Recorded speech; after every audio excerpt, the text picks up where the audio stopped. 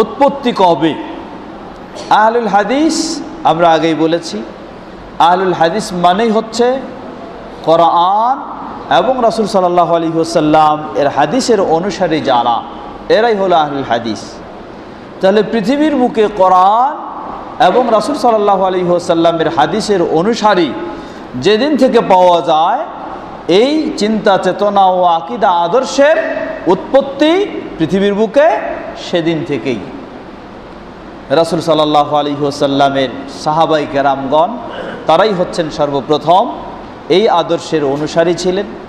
অতএব বলা যেতে পারে, যদিও সেই সময় আহলুল হাদিস নামটি সাহাবায়ে কেরামগণ এই ধরনের ব্যবহার করেননি, আমরা বলছি এটি নাম নয়, আমাদের হলো বৈশিষ্ট্যগত দিকেই পরিচয়। সাহাবায়ে কেরামগণ ছিলেন সেই বৈশিষ্ট্যেরই যে কোরআন এবং সুন্নায় যা, সেটাই ছিল তাদের আকীদা, সেটাই ছিল তাদের দ্বীন, সেটাই ছিল তাদের ঈমান। সুতরাং পৃথিবীর বুকে রাসূল সাল্লাল্লাহু আলাইহি ওয়াসাল্লামের সাহাবীদের যুগ থেকেই আহলুল হাদিসদের উৎপত্তি বলা যেতে পারে। ভারতীয় উপমহাদেশে অনেকেই বলে, ভারতীয় উপমহাদেশে আমাদেরকে আহলুল হাদিসদেরকে অপবাদ দিতে গিয়ে বলে যে এটি ইংরেজরা যখন ভারতীয় উপমহাদেশে এসেছিল, শাসন করেছে, সেই ইংরেজদের থেকে আবার যখন মুসলিম শাসন ফিরে এসেছে বা মুসলিমরা তাদের থেকে মুক্ত হয়েছে, তখন থেকে এই আহলুল হাদিসদের উৎপত্তি। এটি একটি বড় ধরনের মিথ্যা অপবাদ।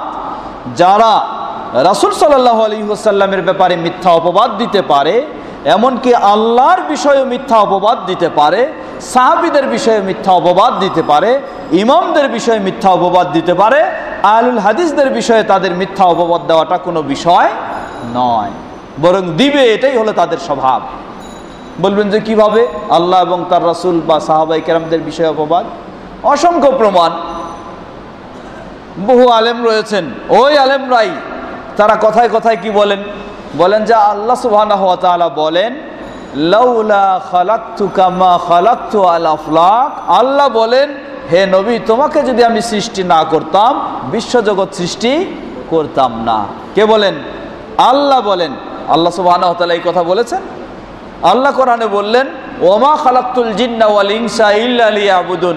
জিন ইনসানকে আমি সৃষ্টি করেছি আমার ইবাদতের জন্য, এটাও নবী মুহাম্মদ সাল্লাল্লাহু আলাইহি ওয়াসাল্লামের জন্য নয়। তাহলে গোটা বিশ্ব তো দূরের কথা, স্বয়ং সাধারণ জিন ইনসানও মুহাম্মদ সাল্লাল্লাহু আলাইহি ওয়াসাল্লামের জন্য আল্লাহ সৃষ্টি করেননি, সৃষ্টি করেছেন আল্লাহর ইবাদতের জন্য।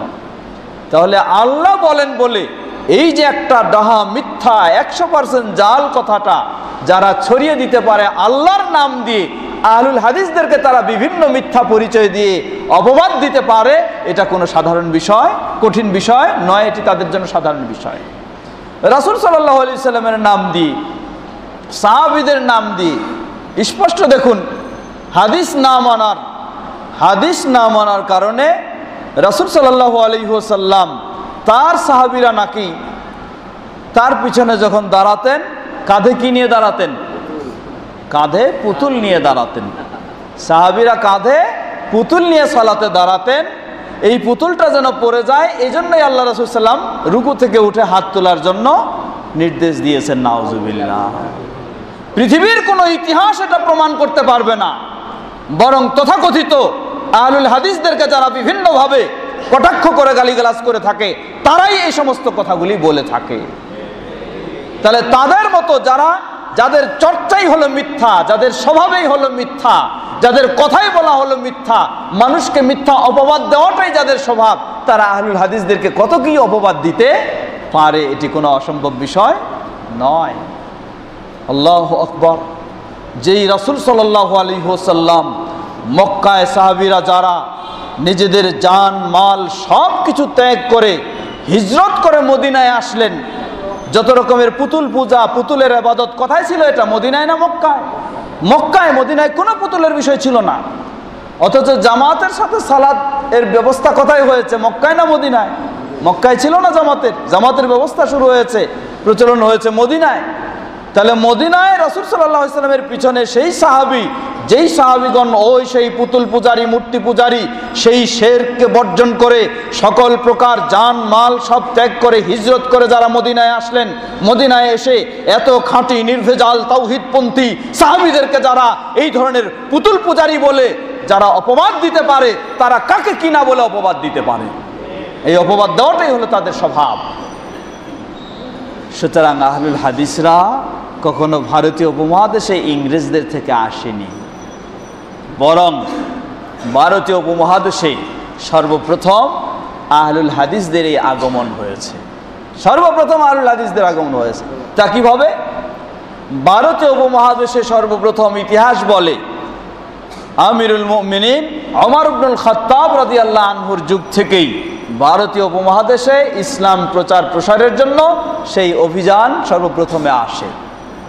তাহলে ওমর রাদিয়াল্লাহু আনহুর সময় ভারতীয় উপমহাদেশে যারা ইসলাম প্রচারের জন্য এসেছিলেন তারা তো হানাফি মাযহাবের ছিলেন নাকি? তারা কি শাফি মাযহাবের ছিলেন, মালিকি মাযহাবের ছিলেন, হাম্বলি মাযহাবের ছিলেন? তারা কে ছিলেন? তারা ছিলেন কোরআন এবং হাদিসের অনুসারী। তারা ছিলেন কোরআন এবং হাদিসের অনুসারী। অতএব এই ভারতীয় উপমহাদেশে সর্বপ্রথম ইসলাম এসেছে কোরআন এবং হাদিসের অনুসারীদের মাধ্যমে, কোনো মাযহাবীদের মাধ্যমে নয়, কোনো পীর পূজারীদের মাধ্যমে নয়, কখনো নয়। সম্পূর্ণ মিথ্যা কথা এটি। বরং এই ভারতীয় উপমহাদেশে সেই আমিরুল মুমিনিন ওমর ইবনুল খাত্তাব রাদিয়াল্লাহু আনহুর যুগে আসে, পরবর্তীতে ওসমান রাদিয়াল্লাহু আনহুর যুগে অভিযান আসে, পরবর্তীতে সেই উমাইয়া শাসনের সময় মুহাম্মদ বিন কাসিমের নেতৃত্বে এই ভারতীয় উপমহাদেশে আসে। তারা কেউ কি ছিলেন না? এই ধরনের মাযহাবী ছিলেন না। তারা যে সঠিক ইসলাম দিয়েছিলেন সেটাকে নষ্ট করেছে তথাকথিত পীর পূজারীরা, সেটাকে নষ্ট করে দিয়েছে এই পীর পূজারীরা।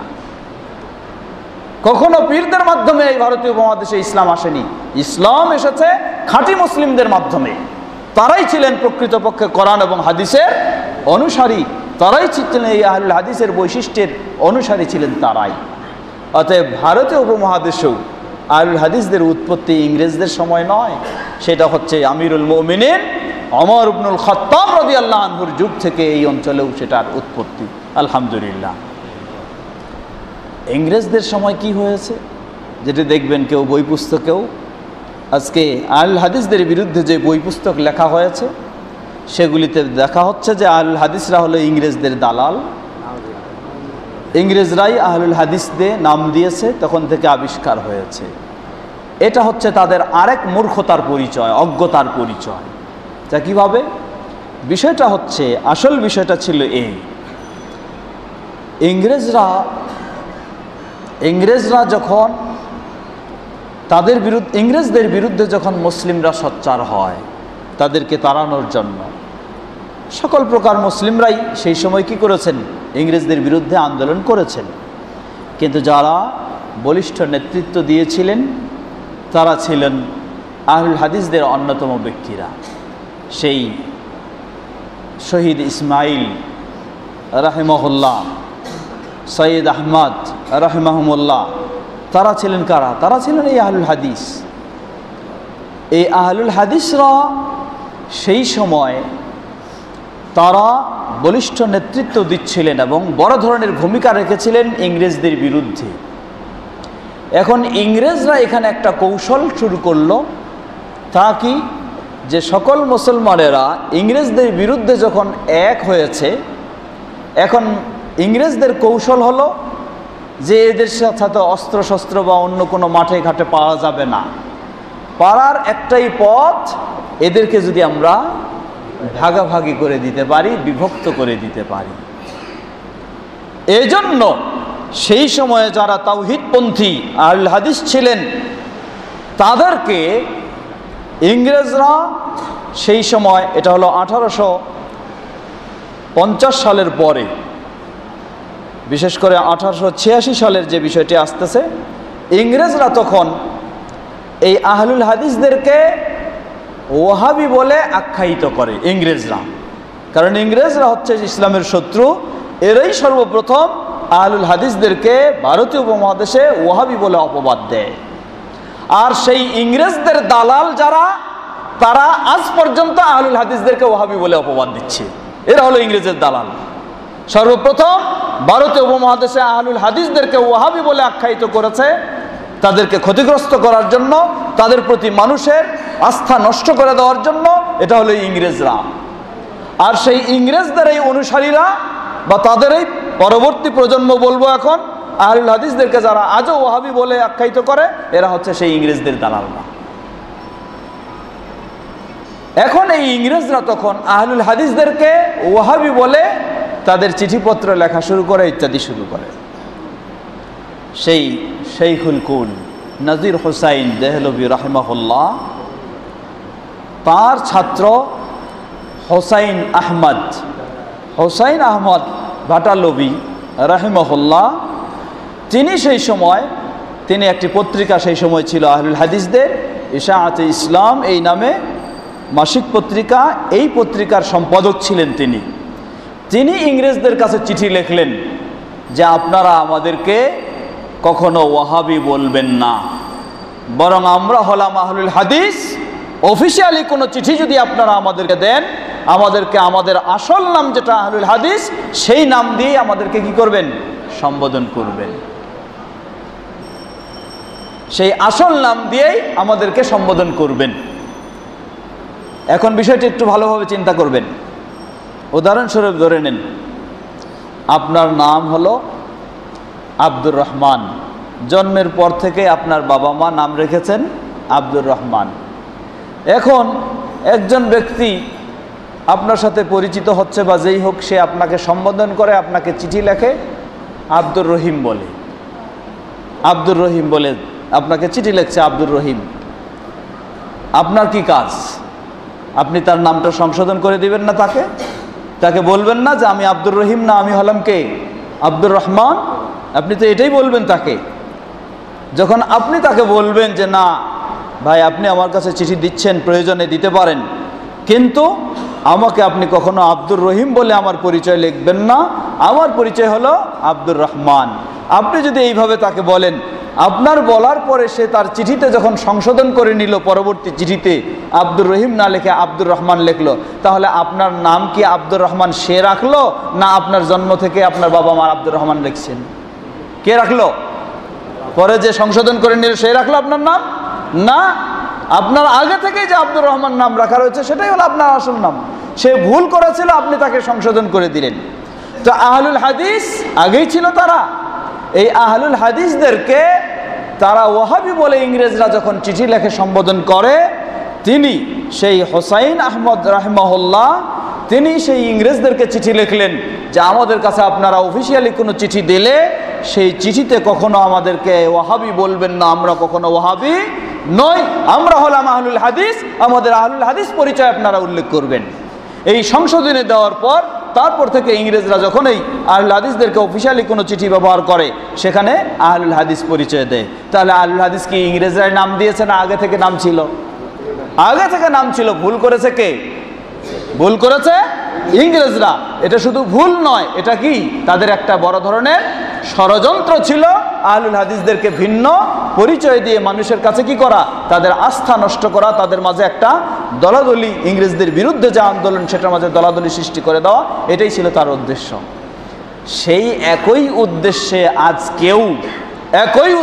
আজকেও এই ভারতীয় উপমহাদেশে আহলুল হাদিসদেরকে যেন মানুষেরা ভালোভাবে চিনতে না পারে, তাই আহলুল হাদিসদেরকে ওয়াহাবি, লামাজাবি ইত্যাদি বলে বলে পরিচয় এখনো ওই ইংরেজদের উদ্দেশ্যে তথাকথিত বেদাতি সমাজ আহলুল হাদিসদেরকে এভাবে এখনো লেখালেখি করে, এখনো পরিচয় দেয়। কি বাস্তব কিনা?